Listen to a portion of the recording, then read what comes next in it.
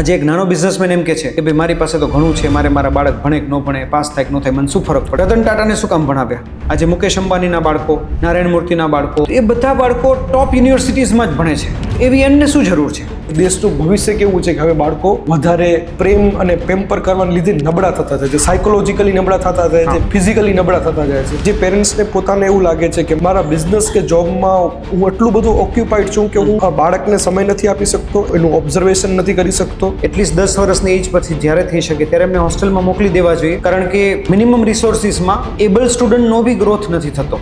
Normally 10 years પછી બાળક એનું દરેક કામ જાતે કરવું જોઈએ. જો એ નથી કરતું તો અગેન એન્વાયરમેન્ટ બાળકના ડેવલપમેન્ટ માટે એટલું ફ્રૂટફુલ નથી. મોટાભાગના પેરેન્ટ્સ એને પ્રેમનું નામ આપે, પણ એ પ્રેમની વાત નથી, બાળકને વીક બનાવવાની વાત છે. જો તમારું બાળક બહુ જ સ્કોલર છે તો એ બહુ હેપી થવાની વાત છે, પણ સાથે એ બી ક્વેશ્ચન છે કે જો એ બહુ જ સ્કોલર છે તો એને વધારે સારું આપણે શું આપી શકીએ? હું એઝ અ પેરેન્ટ્સ જો આવું સિચ્યુએશન હોય તો એવું વિચારું, ઓ અચ્છા મને તો કોઈ ચિંતા જ નથી. હા, મારું બાળક બહુ જ સારું કરે છે, પણ ખરેખર અને એક જે મિથ માણસોના માઇન્ડમાં હોય છે કે હોસ્ટેલમાં મૂકે એટલે ફેમિલીથી દૂર થઈ જાય, એવું કંઈ જ નથી હોતું. બેઝિકલી હોસ્ટેલમાં મૂકવા પાછળનો પર્પઝ પેરેન્ટ્સનો એટલો જ હોય છે કે મારા બાળકનો સારો ગ્રોથ. પણ એક ઇન્ટરેસ્ટિંગ કન્સેપ્ટ હતો 6 પોકેટ. 6 માણસો બાળક પર સ્પેન્ડ કરે છે. અમે લાસ્ટ યર ઓલમોસ્ટ 3000 પેરેન્ટ્સ પર એક્સપેરિમેન્ટ કરેલો છે કે મેજોરિટી ઓફ પેરેન્ટ્સ ફાઉન્ડ કે આ ગાઈડ બહુ જ યુઝફુલ છે, કારણ કે અત્યાર સુધી અમને ખબર જ નથી, અને એ પેરેન્ટ્સ પાછા થોડા પોતાના ઈગોમાં હતા કે ભાઈ મારું થઈ ગયું તો મારા ચાઇલ્ડનું બી થઈ જશે. એવું કરીને એ ચાઇલ્ડને એને હોસ્ટેલમાં ના મૂક્યો. અલ્ટિમેટ રિઝલ્ટ એ આવ્યું કે એ ચાઇલ્ડનું જે પોટેન્શિયલ હતું, એ પોટેન્શિયલ તો બહુ દૂરની વાત છે, એના 30% પર બી એ ચાઇલ્ડ ડેવલપ ના થઈ શકે.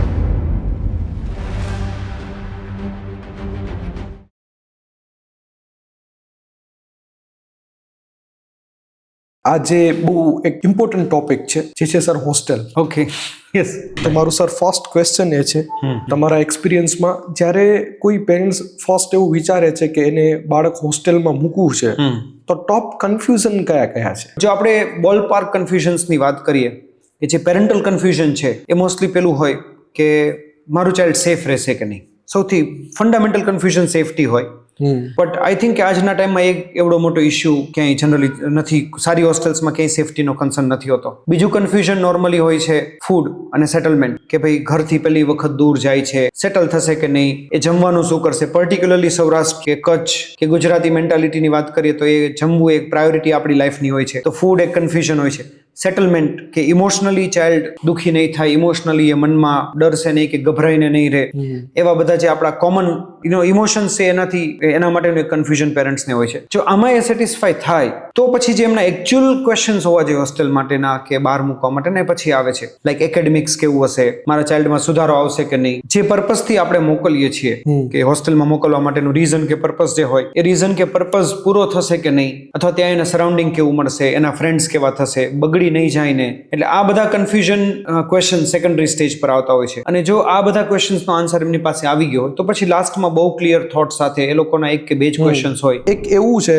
વર્ગ જે મેં એક્સપિરિયન્સ કર્યું છે, હું કચ્છથી આવું છું, કે જેને એવું લાગે છે કે અહીંયા એડ્યુકેશન સિસ્ટમ જે છે મારા વિલેજની કે મારા ટાઉનની એ પ્રોપર નથી અને અમે કંઈક મિસ આઉટ કરીએ છીએ. તો આવા લોકો હંમેશા કન્ફ્યુઝ હોય છે કે હોસ્ટેલ કેવું સિલેક્ટ કરવું, કઈ રીતે કરવું, અથવા સ્પેસિફિક આવા લોકો છે એના માટે સર આપ શું કહેશો? સર, જેમને રિસોર્સિસનો પ્રોબ્લેમ છે અને જેમને એવું છે કે ભાઈ મારા ચાઇલ્ડને મારે વધારે સારો ડેવલપ કરવું છે અને સરાઉન્ડિંગનો ઓપ્શન જ નથી, તેમને ઓબ્વિયસલી એટલીસ્ટ 10 વર્ષની એજ પછી જ્યારે થઈ શકે ત્યારે એમને હોસ્ટેલમાં મોકલી દેવા જોઈએ, કારણ કે મિનિમમ રિસોર્સિસમાં એબલ સ્ટુડન્ટનો બી ગ્રોથ નથી થતો. અથવા તો પછી જ્યારે સ્કોલર બાળક હોય, જ્યારે એની પાસે કંઈક કરવા માટેનો ટાઈમ છે, નથી કરતા, ત્યારે પછી એવી અમુક ખોટી ઘરેડ ખોટી હેબિટ્સ પડે કે જ્યાં એનો ટાઈમ વેસ્ટ થાય છે. તો એની જે એબિલિટીઝ છે એ ડેવલપ થવાની જગ્યાએ એ નેરો થતી જાય, એની એબિલિટીઝ વધારે ખીલે નહીં. તો બેટર છે કે એ પેરેન્ટ્સ તો ઇમિડિયેટલી બાળકોને જેટલી જલ્દી થઈ શકે એટલું હોસ્ટેલમાં મોકલી જ દે, કે જ્યાં સરાઉન્ડિંગમાં એમની પાસે ઓપ્શન જ નથી. Right sir. અને એના પરથી સર હું એવું સમજો કે મારે એના પર છે ને કોઈ લાંબુ વિચાર કરવાની જરૂર નથી. જો રિસોર્સિસ નથી તો હોસ્ટેલ બેસ્ટ ઓપ્શન છે અને મને વધારે કન્ફ્યુઝ થવાની જરૂર નથી. આ મારે આ કોલ જલ્દી લેવું જોઈએ. Yes, obviously. હવે સર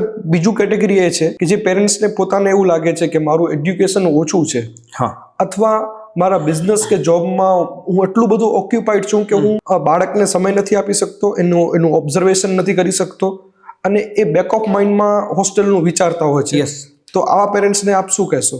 એ અગેન યોગેશભાઈ આન્સર સિમિલર જ છે, કારણ કે જનરલી આપણે એવું જોઈએ છે ચાઇલ્ડ નાનું હોય ને ત્યારે પેરેન્ટ્સ બહુ ટાઈમ આપતા હોય, પછી જેવું 3rd 4th ગ્રેડમાં આવે રાઈટ ત્યારથી પેરેન્ટ્સ થોડો ઓછો ટાઈમ આપે, 6th 7th ગ્રેડમાં આવે પછી પેરેન્ટ્સ છોડી દે. એકચ્યુઅલી આ સિનારીઓ ઉલટો હોય ને તો વધારે સારું. પણ એજ્યુકેશન પોઈન્ટ ઓફ વ્યૂથી, કારણ કે નાના ચાઇલ્ડનું એકેડેમિક્સની રિક્વાયરમેન્ટ બહુ મિનિમલ હોય, એ ટોપિક કે કન્સેપ્ટ એવા નથી હોતા કે જ્યાં બહુ ડિફિકલ્ટી હોય, એકેડેમિક્સના ડેવલપમેન્ટ સિમ્પલ હોય. પણ જેવું ચાઇલ્ડ 4th ગ્રેડમાં આવે પછી ધીરે ધીરે કોમ્પ્લેક્સિટી વધે, 6 પછી વધારે વધે, 9 to 12માં તો બહુ એક્સ્ટ્રીમ કોમ્પ્લેક્સિટી અત્યારે એજ્યુકેશનમાં છે. અને એ ટાઈમે જો પેરેન્ટ્સ ટાઈમ નથી આપી શકતા અથવા તો પેરેન્ટ્સનું એટલું એજ્યુકેશન નથી કે જે સમજી શકે કે મારું ચાઇલ્ડ શું કરે છે, તો એવા કેસમાં મોસ્ટલી આપણે એવું જોઈએ કે ભાઈ પેરેન્ટ્સને ગિલ્ટી ફીલ થતું એટલે ટ્યુશન રખાવે, પછી એમને કોઈ બીજા કંઈ ગાઈડ કરે તો એ પ્રમાણે ઓનલાઈન કોચિંગ જોઈન કરે, કોઈ ઓનલાઈન સર્વિસીસ એડ કરે. અને આટલું બધું કર્યા પછી બી મેજરલી એમને આઉટપુટમાં બહુ મોટો બેનિફિટ દેખાતો નથી હોતો.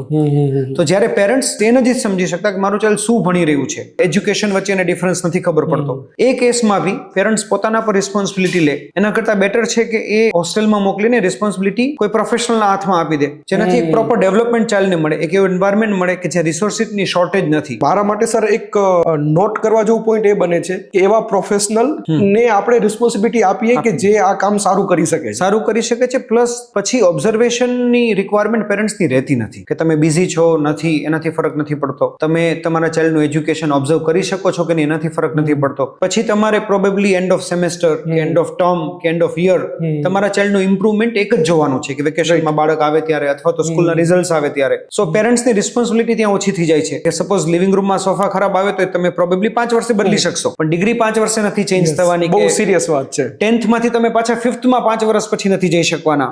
સો એ પોસિબલ નથી એકેડેમિક લાઈફમાં, અને પોસિબલ હોય તો એ વાયેબલ નથી થતું કારણ કે ચાઇલ્ડની એજ, એની મેચ્યોરિટી, એના થોટ્સ એ બધું એને સપોર્ટ નથી કરતું. સો ઓબ્વિયસલી જ્યારે આટલો સિરિયસ ટોપિક છે ત્યારે we need to make sure કે આપણે એમાં બીજું કોઈ લોજિક અપ્લાય ના કરીએ, અને વી અન્ડરસ્ટેન્ડ કે જ્યાં આપણે એક્સપર્ટ્સનો જરૂર છે, જ્યાં એક્સપર્ટ્સનો યુઝ છે, અથવા જે આપણને 100% ખબર નથી ત્યાં આપણે હેલ્પ લઈએ, યુઝ કરીએ અને આપણા ચાઇલ્ડનું ફ્યુચર બેટર કરીએ. એમાં બીજો કોઈ જ થોટ અથવા તો આપણો ઈગો, જ્યાં તમે વાત કરો છો ને બેઝિકલી ઈગોની છે કે મને ખબર છે હું કરી લઈશ, મારાથી છૂટતું નથી, મને વધારે ખબર છે, મને સારી ખબર છે, ઈગોની જગ્યાએ જે ફંડામેન્ટલી ચાઇલ્ડના ફ્યુચર માટે સારું છે એવો કોલ લઈએ, એવું ડિસિઝન લઈએ. કે કોઈ સ્ટુડન્ટ છે એ ચાઇલ્ડને પેરેન્ટ્સની ડેવલપમેન્ટલ રિક્વાયરમેન્ટ હતી કે ભાઈ મારા ચાઇલ્ડની પર્સનાલિટી આવી હોવી જોઈએ, એનું લેંગ્વેજ કે ઇંગ્લિશ આવું હોવું જોઈએ, એનો કોન્ફિડન્સ આવો હોવો જોઈએ, એનું એકેડેમિક્સ આ ટાઈપનું હોવું જોઈએ, જે નોર્મલી દરેક પેરેન્ટ્સની એક એક્સપેક્ટેશન હોય છે, રાઈટ? સો એને એમના કોઈ ફ્રેન્ડ છે કે જેમના કિડ્સને જોઈને સર્ટન કોલ લીધા અને એ પેરેન્ટ્સ પાછા થોડા પોતાના ઈગોમાં હતા કે ભાઈ મારું થઈ ગયું તો મારા ચાઇલ્ડનું બી થઈ જશે.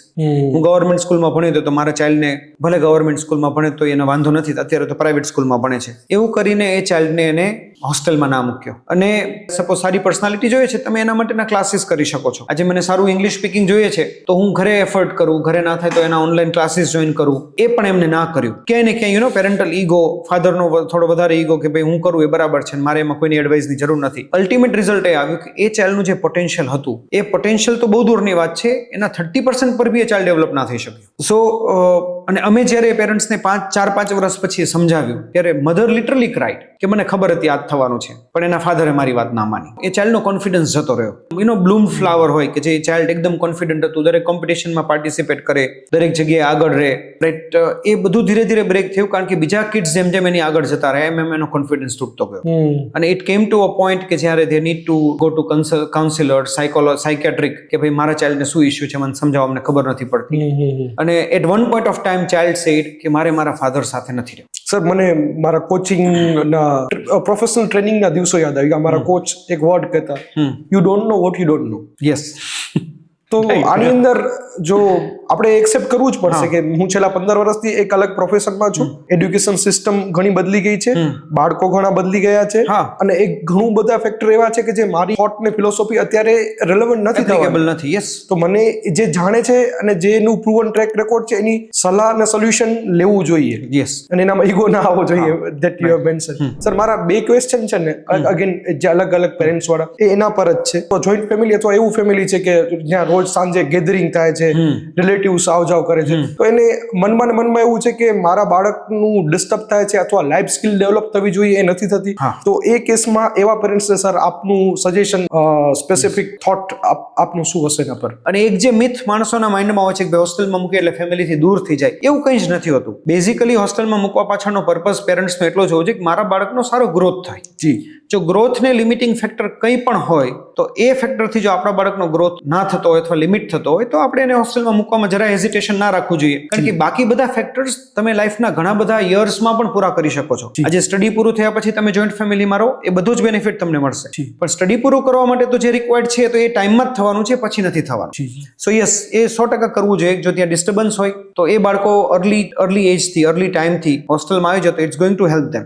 એકચ્યુઅલી અમારી પાસે એવા અમુક બાળકો છે જે સ્પેસિફિકલી કચ્છ, દ્વારકા, હળવદ, ધાંગધ્રા આ બધા રીજનના છે કે જ્યાં ફાર્મિંગ કરતા ફેમિલી છે, જ્યાં ટ્રાન્સપોર્ટ બિઝનેસ વાળા ફેમિલી છે, જે સિરામિક ઇન્ડસ્ટ્રીઝના ફેમિલી છે, બ્રાસ પાર્ટના બિઝનેસના ફેમિલી છે, કે હજુ બી જોઈન્ટ ફેમિલીમાં રહે છે, 3-4 ભાઈઓ, રિલેટિવ્સ. તો એ ઇસ્યુમાં એ લોકોએ હોસ્ટેલમાં મૂક્યા. જ્યારે હોસ્ટેલમાં આવ્યા ત્યારે એ બાળકને મોટા ભાગે પેરેન્ટ્સ મૂકવાનું રીઝન હતું બાળક જિદ્દી થઈ ગયું કે ભાઈ અમે ના પાડીએ તો દાદા દાદી હા પાડે, એ બે ના પાડે તો કાકા કાકી કઈ લઈ આપે, કાં તો એના મોટા કઝિન કઈ વસ્તુ લાવીને આપે કે ના પાડેલી વસ્તુ કરી આપે. તો બાળક બહુ જિદ્દી થઈ ગયું. ઇવેન્ચ્યુઅલી એનું ભણવાની જગ્યાએ ફોકસ ડિસ્ટ્રેક્ટ થઈ ગયું કે ભાઈ કઈ ફરક નથી પડતો, ચાલશે, પૈસા કઝિન પૂરા કરે છે. અને within 6 to 8 months in hostel એ બાળકોના નેચરમાં એટલો બધો ચેન્જ આવ્યો કે દે અન્ડરસ્ટુડ કે ભાઈ અમે અમારા માટે રિસ્પોન્સિબલ છીએ. અને સૌથી મોટી વાત એ છે કે જોઈન્ટ ફેમિલીમાં એ બાળકોને ફેમિલીની વેલ્યુ ખબર નથી પડતી, કારણ કે એમના માટે બધું જ હંમેશા અવેલેબલ હતું. પણ 6 મહિના 8 મહિના વર્ષ હોસ્ટેલમાં રહ્યા પછી એ બાળકોને ફેમિલી વેલ્યુ સમજાય કે મારું ફેમિલી મારા માટે કેટલું બધું કરતું હતું, હું એકલો જ્યારે બધું મેનેજ કરું ત્યારે મારે કેટલું બધું કરવું પડે છે. અને જે ડિસ્ટ્રેક્શન્સ હતા એ દૂર થઈ ગયા. તો અત્યારે બાળકો એના પોટેન્શિયલનું યુટિલાઇઝેશન કરે છે કે હું આ કરી શકું છું, મારે આ કરવું છે. ટાઈમ વેસ્ટિંગના જે ફેક્ટર્સ હતા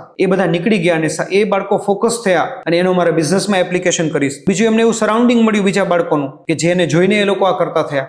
તો જ્યારે પેરેન્ટ્સ એમને ઘરે લઈ ગયા અને બાળકો ઘરે જઈને પૂજા કરે છે, એના ગ્રાન્ડ પેરેન્ટ્સને પગે લાગે છે, એની વસ્તુઓ જાતે મેનેજ કરે છે, તો that made A very big difference. અને પેરેન્ટ્સને બી રિયલાઇઝ થયું. પછી એ જ ફેમિલીમાં અમારે બીજા 3 બાળકો આવ્યા કે ના આ વસ્તુ બરાબર છે, સ્ટડી ટાઈમે ભલે હોસ્ટેલમાં રહેતા, ફેસ્ટિવલ ટાઈમે અમે એમને ઘરે લઈ જઈશું. સો યસ, આ વસ્તુ કરવી જોઈએ ને જેટલી જલ્દી કરીએ એટલું સારું છે. સર, હું આ સાંભળતો હતો ત્યારે થોડું ઇમોશનલ થઈ ગયો, કેમ કે અમે હમણાં રિસન્ટલી એક એવું ડિસિઝન લીધું અમારે ભત્રીજી માટે. તો ટફ હતું એ ડિસિઝન, પણ અમે લીધું. પણ સર, એક ઇન્ટરેસ્ટિંગ કેસ હું એ શેર કરું જે આપને પહેલેથી ખબર હતું કે એનું એકેડેમિકમાં પ્રોબ્લેમ થતું હતું. તો હોસ્ટેલનું સજેશન એ ચાઇલ્ડનું જ હતું, કેમ કે એને એવું નથી કે એને સારું નથી કરવું, એને ગિલ્ટ હતું કે સારું નથી થતું, નથી થઈ રહ્યું, મારું પોટેન્શિયલ છે છતાં બી હું નથી કરી શકતો. તો એ ચાઇલ્ડનું સજેશન હતું કે પ્લીઝ સેન્ડ મી, જે બહુ રેર વસ્તુ છે, નોર્મલી એવું નથી હોતું. પણ it's going good now sir. Good.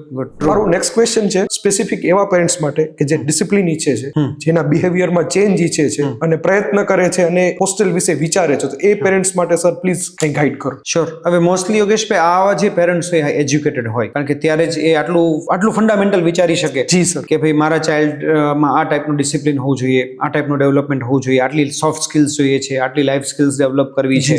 સો જો પેરેન્ટ્સ એજ્યુકેટેડ છે દેટ મીન્સ કે બેઝિક એજ્યુકેશન એટલે 5th કે 6th ગ્રેડ સુધીનું એજ્યુકેશન તો એ લોકો ઓબ્ઝર્વ કરતા હશે, સુપરવાઇઝ કરતા હશે. પણ એમના સરાઉન્ડિંગમાં પછી ફેમિલી ઇશ્યુ હોય કે સોશિયલ હોય કે જીઓગ્રાફિકલ હોય, સરાઉન્ડિંગમાં એમને નહીં મળતું એક જેમને જોઈએ છે અને એમને ટ્રાય કરી જશે. તો ઓબ્વિયસલી એ પેરેન્ટ્સ માટે ઓપ્શન હોસ્ટેલ સિવાય બીજો જનરલી નથી બચતો, કારણ કે એમને ટ્રાય કરી જ લીધી હોય. બીંગ એજ્યુકેટેડ પેરેન્ટ્સ, હોસ્ટેલનો ઓપ્શન બચે છે, પણ એમને હોસ્ટેલની ચોઇસમાં ધ્યાન રાખવું પડશે. અલગ અલગ ટાઈપની હોસ્ટેલ્સ હોય છે. દેર આર હોસ્ટેલ્સ કે જે ખાલી એકેડેમિક્સ પર ફોકસ કરતી હોય, જ્યાં ખાલી ભણાવીને રિઝલ્ટ લાવવાની વાત છે. ત્યાં પછી લાઈફ સ્કિલ્સ પર, સોફ્ટ સ્કિલ્સ પર, સ્પોર્ટ્સ પર, મ્યુઝિક, આર્ટ, ડાન્સ પર, એથ્લેટિક્સ પર કે ટેબલ મેનર્સ, ડાઇનિંગ મેનર્સ, આવી નાની મોટી વસ્તુઓ પર ભાર નથી મુકાતો.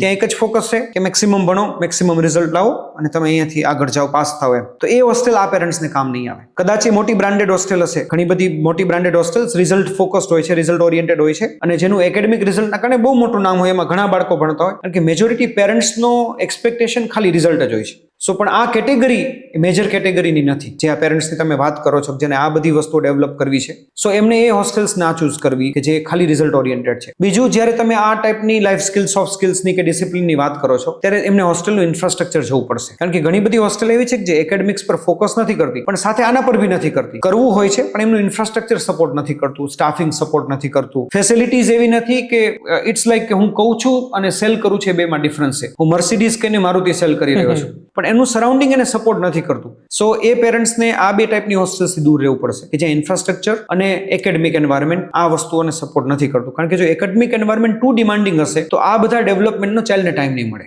આ દરેક ડેવલપમેન્ટ છે, સોફ્ટ સ્કિલનું ડેવલપમેન્ટ છે, ટેબલ મેનર્સ છે, લાઈફ સ્કિલ છે, ચાઇલ્ડનું કોન્ફિડન્સ છે, ડિસિપ્લિન છે, એ બધી ચાઇલ્ડને ટ્રેન કરવાની વાત છે. એ એમને હોસ્ટેલમાં મૂકવાથી નથી આવતી. તો એ હોસ્ટેલનું પ્લાનિંગ, એનું ટાઈમ ટેબલ, એની એક્ટિવિટીઝ, એની CCA, ત્યાંના ગ્રાઉન્ડ, એનું એસોસિએટેડ સ્કૂલ, આ બધા ફેક્ટર્સ જોઈને જો આ આ પેરેન્ટ્સ આવા બાળકોને હોસ્ટેલમાં મોકલે તો 100% એમને આ ડેવલપમેન્ટ મળે છે. અને એવા અનેક બાળકો છે જેને આ કરેલું છે. Famous personalities, right, Salman Khan પોતે હોસ્ટેલમાં હતા, Scindia was in hostel, Ratan Tata was in hostel, right. તો એવી બધી પર્સનાલિટી પણ હોસ્ટેલમાં રહેલી છે. But A type of hostel is what they have, this kind of parent have to select, કે એમનું પર્ટિક્યુલર ચોઇસ એવી હોવી જોઈએ કે જે બાળકના ડેવલપમેન્ટને સપોર્ટ કરે, નોટ કે એની જનરલ હોસ્ટેલ. સર, આના પરથી મને એક વસ્તુ યાદ આવ્યું કે પૌરાણિક કથાઓમાં જે કિંગ્સ હતા, હા, એ પણ એમના બાળકોને એક સ્પેસિફિક હાઈ એન્ડ હા, ગુરુકુળમાં જ મોકલતા હતા, yes. કે જ્યાં એક્સપર્ટ ગુરુ હોય હા. અને એનું રિસ્પોન્સિબિલિટી હોય કે એને એ ચાઇલ્ડ નેક્સ્ટ લેવલ ઉપર તૈયાર કરવાનું યસ, છે, નેક્સ્ટ લેવલના કિંગ બનવા માટે તૈયાર કરવાનું છે. યસ. મારું ફર્સ્ટ અને બહુ ઇમ્પોર્ટન્ટ લેસન છે જે હું ઓલવેઝ યાદ રાખું છું અને લખીને રાખું છું. એક બુકની અંદર એવું કહેવામાં આવ્યું હતું કે તમારી વિલ છે ને કામ કરવાની કે આગળ વધવાની, એનાથી વધારે ઇમ્પોર્ટન્ટ તમારો એન્વાયરમેન્ટ છે. યસ. મને મારા મેન્ટર મળ્યા, એને મને સૌથી પહેલા કે ચેન્જ યોર એન્વાયરમેન્ટ, પણ એના પછી સર મને ડેફિનેટલી બેનિફિટ થયો. સર, મારો ક્વેશ્ચન એ છે કે મને એઝ અ પેરેન્ટ્સ આ કઈ રીતે ખબર પડે? એ ફંડામેન્ટલી તો યોગેશભાઈ વિઝિટ કરો પછી જ ખબર પડે. આ અગેન એક્સપિરિયન્સની વસ્તુ છે. કદાચ આપણે આજે ગમે તેટલું ડિસ્કશન કરીએ, પેરેન્ટ્સ થિયોરેટિકલી 100% સમજી જશે, પણ જ્યારે એ 5, 7, 10 હોસ્ટેલ જોશે, એને કમ્પેર કરશે અને એક એક મુદ્દા, યસ, એક એક મુદ્દા પોઈન્ટ બાય પોઈન્ટ, કે ભાઈ આ સ્કૂલમાં આ વસ્તુ કેટલી હતી, બીજી સ્કૂલમાં આ વસ્તુ કેટલી હતી, ત્રીજી સ્કૂલમાં, અને સેમ સ્કેલ પર. ઓકે, આજે હું એપલ અને ઓરેન્જીસને કમ્પેર ના કરી શકું. જી, સેમ સ્કેલ પર જ્યારે કમ્પેર કરશે કે ભાઈ ઇન્ફ્રાસ્ટ્રક્ચર, તો આ હોસ્ટેલને મેં 5 પોઈન્ટ આપ્યા કારણ કે આમાં રૂમમાં 8 બાળકો હતા, રાઈટ, એસી નહોતું, એટેચ ટોયલેટ નહોતા, એટેચ શાવર નહોતા. તો બીજી હોસ્ટેલમાં હું ગયો તો એસી હતું પણ રૂમમાં 8 બાળકો હતા અને અટેચ ટોયલેટ શાવર નહોતા, તો મેં એને 7 પોઈન્ટ આપ્યા. ત્રીજી હોસ્ટેલ છે જ્યાં 4 જ બાળકો છે, અટેચ ટોયલેટ શાવર બી છે અને એસી બી છે, તો મેં એને 9 પોઈન્ટ્સ આપ્યા. એટલે સેમ સ્કેલ પર, સ્કેલ બી ચેન્જ ના થવી જોઈએ, નહીતર અગેન એ કમ્પેરિઝનનો પોઈન્ટ નથી રહેતો. તો પોઈન્ટ બાય પોઈન્ટ જે પેરેન્ટ્સની રિક્વાયરમેન્ટ છે, આઈડેન્ટિકલ સ્કેલ પર કે આ સ્કેલ પર તમે આ વસ્તુને કેટલા પોઈન્ટ્સ આપશો.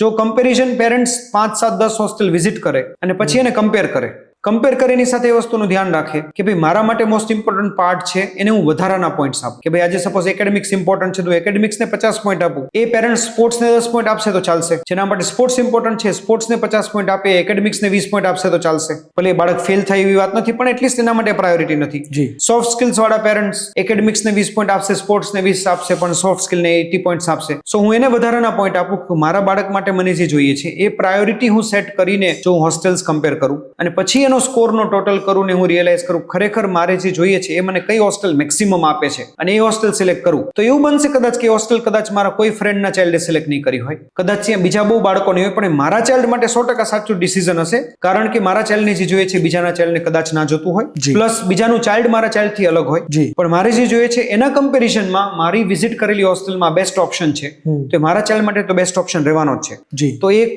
ગ્રુપમાં જવાની, ગ્રુપમાં કરવાની અથવા તો એકબીજાનું જોઈને કરવાની વાત નથી. પેરેન્ટ્સ આઈડેન્ટિફાઈ કરી લે કે મારા ચાઇલ્ડ માટે મારી પ્રાયોરિટી શું છે, અને નોર્મલી પ્રાયોરિટી 3 થી 4 જ હોય છે: સ્ટડીઝ કે રિઝલ્ટ, બીજું સ્પોર્ટ્સ, ત્રીજું પર્સનાલિટી અને ચોથું વેલ્યુ, કે ભાઈ બાળકોના સંસ્કાર ના બગડે. અમુક એવી સિચ્યુએશનમાં બગડતા હોય છે, તો આ 4 માંથી મારી પ્રાયોરિટી કઈ છે, એ પ્રાયોરિટી જે મેક્સિમમ આઉટપુટ આપતું હોય એ પ્રાયોરિટીમાં એ હોસ્ટેલ સિલેક્ટ કરીએ. તો આઈ થિંક યોગેશભાઈ આપણે એક હોસ્ટેલ ચેકલિસ્ટ કે ગાઈડ જોઈતી, રાઈટ, કે જેનો આપણે એક વખત યુઝ કર્યો તો જોયું હતું કે એક પોઈન્ટ એમાં આપેલો છે. આઈ થિંક એ ગાઈડ આ વિડીયોમાં આપણે શેર કરીએ. સી એ કમ્પેરિઝન ગાઈડ જે છે, જ્યારે પેરેન્ટ્સ એનો યુઝ કરે ત્યારે અમે લાસ્ટ યર ઓલમોસ્ટ 3,000 પેરેન્ટ્સ પર એક્સપેરિમેન્ટ કરેલો છે, અને એ જસ્ટ એક સોશિયલ ઇનિશિયેટિવ હતો કે જ્યારે આ ગાઈડ અમે ઓપનલી પબ્લિકમાં શેર કરી હતી. તમે જો હોસ્ટેલ જુઓ છો કોઈ પણ જગ્યાએ, કોઈ પણ એરિયામાં, રાઈટ, તો આ ગાઈડને એક વખત યુઝ કરો, અને એ ગાઈડના પોઈન્ટ્સનું જે પેરેન્ટ્સનું ફીડબેક આવ્યું એની તમને સમરી આપું છું કે મેજોરિટી ઓફ પેરેન્ટ્સ ફાઉન્ડ કે આ ગાઈડ બહુ જ યુઝફુલ છે, કારણ કે અત્યાર સુધી અમને ખબર જ નથી કે કયા આસ્પેક્ટ્સ પર હોસ્ટેલ કમ્પેર કરવી, ડિસિઝન કઈ રીતે લેવું. હા, ડિસિઝન કેવી રીતના લેવું. મોસ્ટલી ફ્રેન્ડ્સે કહ્યું, ફેમિલીએ કહ્યું, આનો રિલેટિવ છે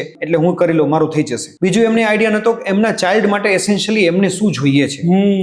સપોઝ 2 નેબર છે, એક ગવર્મેન્ટ સર્વન્ટ છે, એક બિઝનેસમેન છે, તો ગવર્મેન્ટ સર્વન્ટના કિડ્સની most of the time priority એવી કે ભાઈ એકેડેમિક રિઝલ્ટ સારું આવે જેનાથી they can go ahead in government jobs or એની લાઈફમાં કઈ જોબ કરીને દે કેન ડુ વેલ. બિઝનેસમેનની પ્રાયોરિટી એવી કે મારું ચાઇલ્ડ સ્ટ્રીટ સ્માર્ટ થાય જેનાથી મારા બિઝનેસને એક્સપાન્ડ કરી શકે. હવે જો એ માણસ પેલા ગવર્મેન્ટ સર્વન્ટના ચાઇલ્ડના એકેડેમિક રિઝલ્ટને જોઈને એ જ હોસ્ટેલમાં મૂકશે તો આ ચાઇલ્ડનું સ્ટ્રીટ સ્માર્ટનેસ વાળું ડેવલપમેન્ટ તો થશે જ નહીં. એટલે એવા આસ્પેક્ટ્સ એમને ખબર નથી, એમને આ ગાઈડથી ખબર પડી. બીજું જે નેક ટુ નેક કમ્પેરિઝન હોસ્ટેલ્સની કરી શકાય કે ભાઈ infrastructure, food, facilities, time table, ટીચર્સની ક્વોલિટી, એવા બધા પોઈન્ટ્સનો પેરેન્ટ્સને આઈડિયા નતો કે આટલા બધા પોઈન્ટ્સ પર સ્કૂલ કે હોસ્ટેલની કમ્પેરિઝન થઈ શકે. એમને એવું જ હતું, ગયા, જોયું, સારું લાગ્યું, કોઈ 2 માણસોએ કીધું ચલો લઈ લો એડમિશન. એ બધા જ પોઈન્ટ્સ જ્યારે આપણે ગાઈડમાં કવર કર્યા અને અમે સોશિયલ એક્સપેરિમેન્ટ કર્યો એનો, કે જે માણસોને શેર કરીને એમના જે ફીડબેક્સ માટે અમે ફીડબેક્સ લીધા, ત્યારે વી રિયલાઇઝ કે it is bin most useful tool two parents, કે જેનાથી એ લોકો સમજી શક્યા કે સાચું હોસ્ટેલનું સિલેક્શન કેવી રીતના કરવું. સો like you sad, you will request every parent, તમે ક્યાંય પણ હોય, કોઈ પણ હોસ્ટેલમાં એડમિશન લેવા માંગતો એ ગાઈડનો એક વખત 100% યુઝ કરો. પણ સર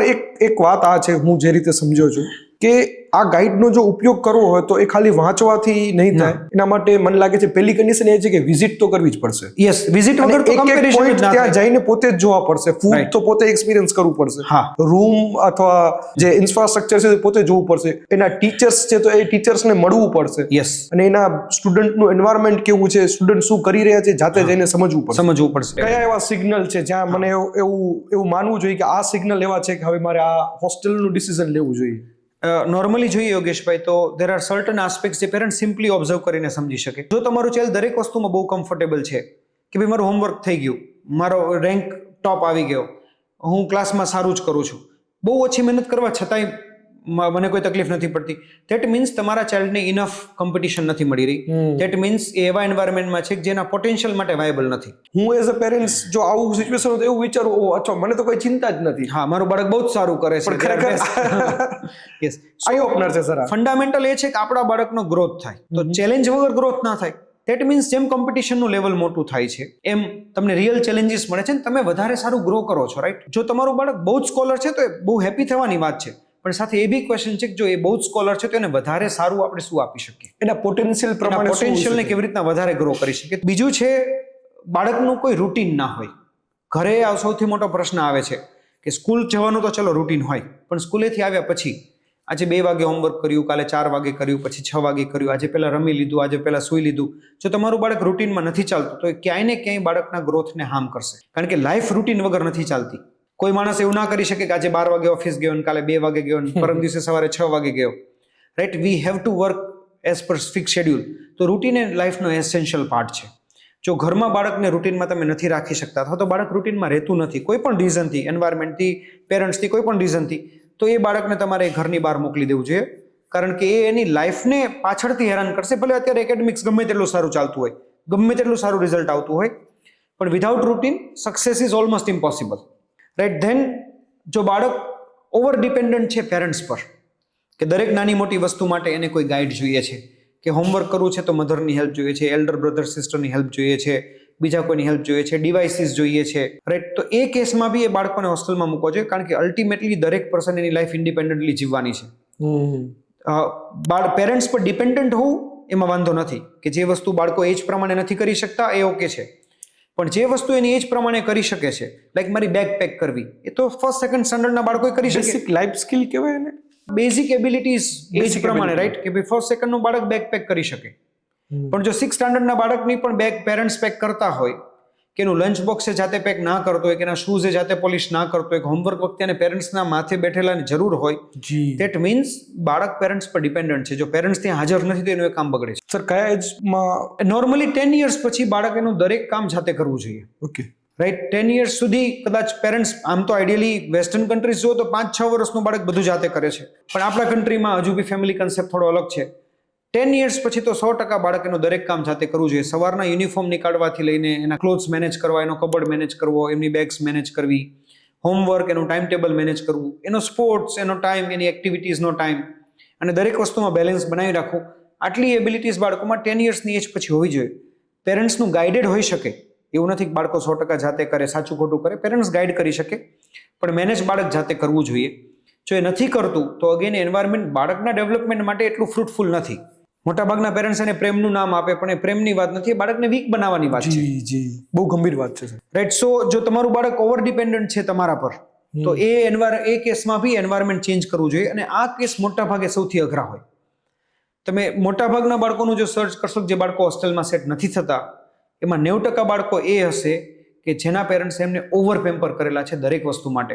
આજે ઘરમાં જમવાનું બન્યું, બાળકે ના પાડી, બીજું બન્યું, રાઈટ? આજે એને ના પાડી તો સર્ટન ક્લોથ્સ રિટર્ન થયા, ફર્નિચર ઘરનું ચેન્જ થઈ ગયું. બાળક પ્રમાણે રૂટીન સેટ થતું હોય તો જો તમારું ઘર આ સિચ્યુએશનમાં છે, જો તમારું બાળક આ સિચ્યુએશનમાં છે, તો એ બાળકોને તો બહુ જલ્દી ચેન્જ કરો, ઓર એનું પેમ્પરિંગ બંધ કરીને એના માટે પ્રિપેર કરો. They have to go out, they have to live independently. જી, રાઈટ? પછી છે પિયર્સ ચેલેન્જ. જો તમારા બાળકોનું ફ્રેન્ડ સર્કલ એવું છે કે જ્યાં બધા બાળકો એનાથી નબળા છે, રાઈટ, કે આજે સપોઝ 95% બાળક લાવે છે અને એના ફ્રેન્ડ સર્કલમાં બધા 80 વાળા 85 વાળા, અથવા આજે ડાન્સનો કોઈ ટોપર બાળક છે, Local hero. ડાન્સ કરે છે, હા, લોકલ હીરોઝ, તો તમારું બાળક લોકલ હીરો છે એ કદાચ હોઈ શકે, પણ જો એનું ફ્રેન્ડ સર્કલમાં બધા બાળકો એનાથી એવરેજ અથવા પુઅર છે તો એ બાળકોને એ એન્વાયરમેન્ટમાંથી તરત કાઢી નાખવા જોઈએ. કારણ કે લોકલ હીરો ફર્સ્ટ કેસમાં હોઈ શકે કે જે બાળક બહુ સ્કોલર છે, બહુ સ્માર્ટ છે, પણ જો એનું ફ્રેન્ડ સર્કલ બી સાથે એને ચેલેન્જ નથી કરતું, એનું સ્કૂલ એન્વાયરમેન્ટ બી ચેલેન્જ નથી કરતું, એનું સરાઉન્ડિંગ બી ચેલેન્જ નથી કરતું, તો એ બાળકને ક્યાંય ને ક્યાંય સુપિરિયરિટી કોમ્પ્લેક્સ આવે છે કે હું બેસ્ટ છું, મને બધી ખબર છે. પછી જ્યારે આવા બાળકો મોટી કોમ્પિટિશનમાં જાય છે ને ત્યારે ફેલિયર એક્સેપ્ટ નથી કરી શકતા. ત્યારે એને એવું થાય છે કે ભાઈ મને કોઈ કેમ કહી ગયું, ગ્રોથ અટકી જાય. મોસ્ટલી એ લોકો મિઝરેબલી ફેલ થાય, અટકવા કરતા, કારણ કે એને કોઈએ ક્યારેય ચેલેન્જ કર્યા જ નથી હોતા. પણ જ્યારે મોટા સિટીમાં કે મોટા ટાઉનમાં જાય કે સારી કોલેજીસમાં જાય ત્યારે જ્યારે એને ચેલેન્જ મળે ત્યારે ચેલેન્જને એક્સેપ્ટ નથી કરતા. અમે એવા બાળકો જોયેલા છે કે જે સ્કૂલ ચેન્જ કરી દે છે, એવા બાળકો જોયેલા છે કે જે હોસ્ટેલ છોડી દે છે જસ્ટ બીકોઝ એને કોઈએ ચેલેન્જ કર્યો, જસ્ટ બીકોઝ એને કોઈ ના પડ્યું નહીં તું ખોટો છે, તારી આ વાત ખોટી છે, કારણ કે અત્યાર સુધી એને કેવું કોઈએ કહ્યું જ નથી.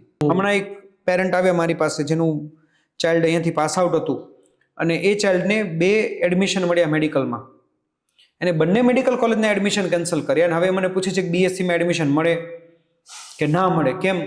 તો સેમ રીઝન કે એનું ફ્રેન્ડ સર્કલ આખું હતું જેને હંમેશા એને હા જ પાડી દી. તો હવે એ ત્યાં સેટ થવા તૈયાર નથી, જ્યાં બધા ઇક્વિવેલન્ટ છે, એને એવું હતું કે હું સાચો છું, હું બોસ છું, કારણ કે ઓલવેઝ ફ્રેન્ડ સર્કલ એનાથી પુઅર રહ્યું. તો જ્યારે ઇક્વિવેલન્ટ ફ્રેન્ડ સર્કલ આવ્યું ત્યારે એનાથી બેર ના થયું અને એને 2 મેડિકલ કોલેજ છોડી દીધી અને હવે બીએસસીમાં એડમિશન લેવાની વાત કરે છે. સો પિયર ચેલેન્જ ના હોય ત્યારે તમારે બાળકોનું હોસ્ટેલમાં મૂકી દેવા જોઈએ, રાઈટ. પછી જો પેરેન્ટ્સને આઈડિયા નથી કે એના કિડ્સને કેવી રીતના ડિસિપ્લિન કરવા, રાઈટ, કે પેરેન્ટ્સ પાસે ટાઈમ નથી અથવા તો જો એમનું રૂટીન સેટ નથી કરી શકતા, અથવા આજના ટાઈમમાં કે જ્યાં સિંગલ ચાઇલ્ડ છે, પેમ્પર્ડ ચાઇલ્ડ છે, જોઈન્ટ ફેમિલી ગ્રાન્ડ પેરેન્ટ સાથે હોય, તો હમણાં એક ઇન્ટરેસ્ટિંગ કન્સેપ્ટ હતો 6 પોકેટ, કે આજે જ્યાં કિડ્સ છે એની પાસે 6 પોકેટ છે. મધર ફાધર બંને કમાય છે, દાદા દાદી વેલ ટુ ડુ હતા કમાય છે, નાના નાની વેલ ટુ ડુ હતા કમાય છે, એટલે 6 માણસો બાળક પર સ્પેન્ડ કરે છે, 6 માણસો બાળકને દરેક રીતના પેમ્પર કરે છે. તો આ 6 પોકેટ સિન્ડ્રોમ કે છે. જ્યારે આવા બાળકો હોય છે ત્યારે એને ડિસિપ્લિન કરવા હંમેશા બહુ ડિફિકલ્ટ થઈ જાય છે, એનું રૂટીન સેટ કરવું બહુ ડિફિકલ્ટ થઈ જાય છે, કારણ કે કોઈને કોઈ એની ખોટી વાતને સપોર્ટ કરી લે છે, પ્રેમના બાને, નાના છે, અત્યારથી શું છે, મોટા થઈને જોશે, આવા બધા એક્સક્યુઝીસ સાથે. તો જો એઝ એ પેરેન્ટ તમે તમારા ચાઇલ્ડનું ડિસિપ્લિન સેટ નથી કરી શકતા, જે તમને ખબર છે કે ખોટું થાય છે છતાંય તમે હા પાડો છો, એ કેસમાં તમે એને ઘરેથી હોસ્ટેલમાં મૂકી દો, કારણ કે ત્યાં એને ટ્રીટમેન્ટ મળી જશે. અને 6 પોકેટ છે, તમારી પાસે ઇનફ મની હોય તો એવા ટાઈમે સ્પેન્ડ કરજો જ્યારે જરૂર છે. અત્યારે એની રિક્વાયરમેન્ટ નથી, અત્યારે બાળકના ગ્રોથ માટે ડિસિપ્લિન, વેલ્યુઝ વધારે ઇમ્પોર્ટન્ટ છે. અને આજના ટાઈમનો સૌથી મોટો ઇસ્યુ, બાળકો ટીવી અને ફોન અને સ્ક્રીન નથી છોડતા.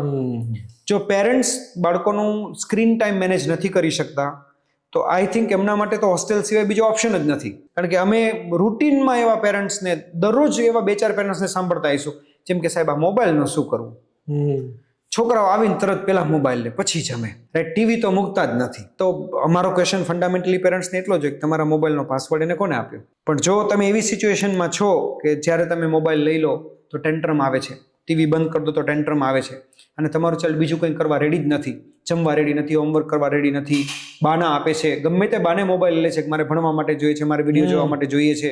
જો તમે એનો સ્ક્રીન ટાઈમ કંટ્રોલ નથી કરી શકતા તો તમે એને ઇમિડિયેટલી હોસ્ટેલમાં મોકલી દો.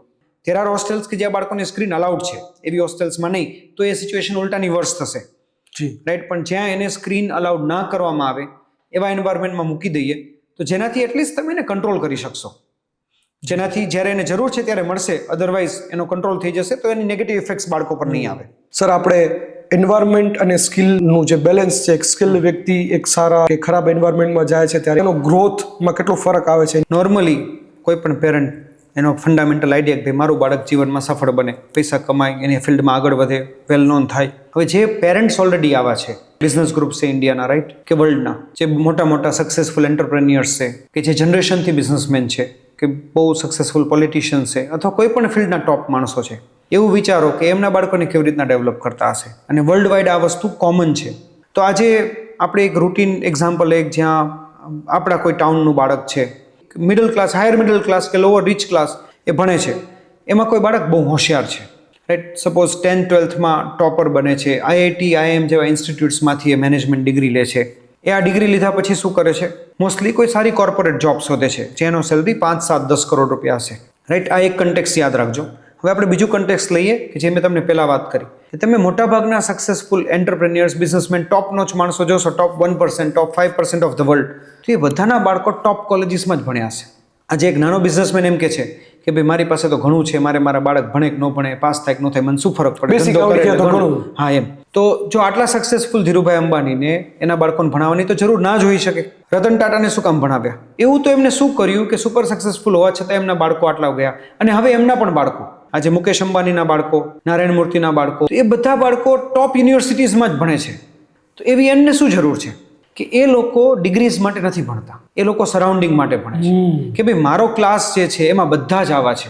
એમના હોરાઇઝન્સ હજુ બી ઓપન થાય છે, ઓલરેડી એટલા એક્સપેન્ડેડ છે, એનાથી બી ઓપન કરે છે. વર્લ્ડનું ટોપ 1% ક્રાઉડ. રાઈટ. હવે એ ત્યાં નેટવર્કિંગ કરવાની વાત કરે છે, રાઈટ. એ એમની પાસેથી શીખવાની વાત કરે છે. એવું નથી કહેતા કે હું આનો સન કે ડોટર છું તો હવે મારે કંઈ શીખવાની જરૂર નથી, મારી પાસે ઘણા પૈસા છે. તો આ સરાઉન્ડિંગની ઇફેક્ટ છે. જો આટલા સક્સેસફુલ માણસો એમના કિડ્સને સરાઉન્ડિંગ આપવા માટે આટલી મહેનત કરતા હોય અને પાછા એમના બાળકો એ જ એમ્પાયરને એનાથી આગળ લઈ જવા માટે એબલ થઈ રહ્યા છે, દેટ મીન્સ એ પ્રૂવન અને એવી સ્ટ્રેટેજી છે જે બાળકને આગળ લઈ જવામાં હેલ્પફુલ છે.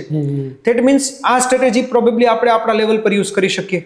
તો એટલીસ્ટ એવું એન્વાયરમેન્ટ આપીએ જ્યાં આપણા ચાઇલ્ડને ચેલેન્જ મળે છે, જે એના જેટલા અથવા વધારે હોશિયાર બાળકો છે, જેને એવું સરાઉન્ડિંગ મળે છે, જ્યાં એને એવું ગ્રુપ મળશે કે મોટા થઈને એને બિઝનેસ કરવો હશે, જોબ કરવી હશે, તો એના જ ફ્રેન્ડ સર્કલમાંથી 5 માણસો એ જ ફિલ્ડમાં હશે અથવા એને એડવાઇઝ કરતા હશે.